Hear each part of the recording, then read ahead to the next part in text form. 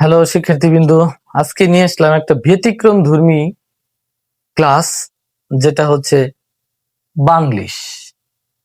তা বাংলিশ মানে অর্ধেক বাংলা অর্ধেক ইংরেজি, যার নাম হচ্ছে বাংলিশ। অর্থাৎ এই বাংলিশ পড়াশোনা করতে যায়, এই বাংলিশ লেখালেখি করতে যায়, আমরা নিজেদের অজান্তেই নিজেদের দুইটা ক্ষতি করতেছি। এক, আমি বাংলা সঠিক উচ্চারণ করতে বানানগুলি লিখতে পারতেছি না, এটা একটা ক্ষতি করতেছি, নিজের বাংলার ক্ষতি। দুই নম্বর হচ্ছে আমি ফুল ইংরেজির ক্ষতি করতেছি। অর্থাৎ না আমি ইংরেজি সঠিকভাবে লিখতে পারতেছি, না আমি বাংলা সঠিকভাবে লিখতে পারতেছি, এর দুইটা ক্ষতি করতেছি। অর্থাৎ যেমন দেখেন এখানে আমার তোমাকে দরকার, এখন এ এম এ আর, আমার, এই যে আমার শব্দটা আমি লিখলাম ইংরেজি বর্ণ দ্বারা, কিন্তু এটা কিন্তু সঠিক ইংরেজি হয় নাই। আবার আমি যদি সেটাকে লিখতাম আমার তোমাকে দরকার, সেটা যদি বাংলায় লিখতাম কিন্তু এটা সহজে বোঝা যাইতো।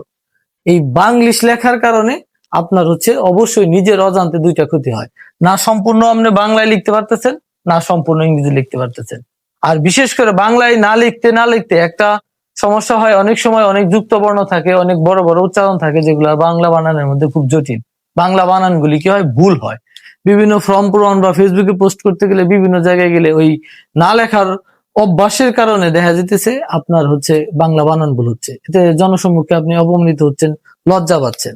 আবার দ্বিতীয়ত, আপনি ফুল যদি ইংরেজিতে লিখতে পারতেন তাহলে সেটার জন্য স্বাগতম ছিল, কারণ আপনি ইংরেজিতে পুরোপুরি লিখতে পারতেছেন না, বাংলিশ করতেছেন, না ইংরেজি না বাংলা। এই ধরনের প্রবণতা থেকে আমাদের অবশ্যই বের হয়ে আসা উচিত। প্রত্যেকের অবশ্যই উচিত বাংলা ভাষার প্রতি শ্রদ্ধা রেখে বাংলায় সঠিকভাবে লেখা। যদি লিখতে গেলে আপনি বিভিন্ন ধরনের সমস্যায় পড়বেন বানানগত ভাবে, সেটা যদি আপনি ইংরেজি কারেকশন করে নেন, ওটা আপনার শিখা হয়ে গেল, প্লাস বাংলার প্রতি শ্রদ্ধা করা হইলো।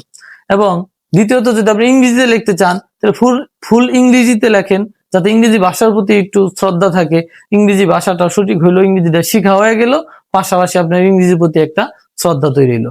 আর যদি পুরোপুরি বাংলায় লেখেন, বাংলার প্রতি একটা শ্রদ্ধা হইলো, পাশাপাশি বাংলাও শেখা হইলো। মনের অজান্তে মজার ছলে আপনারা কিন্তু নিজেদের ক্ষতি করছেন। অবশ্যই সেটার দিকে খেয়াল রাখবেন। আমি জাস্ট একটু বললাম যে আমরা বাংলিশকে না বলি, আমরা বাংলিশ আর লিখব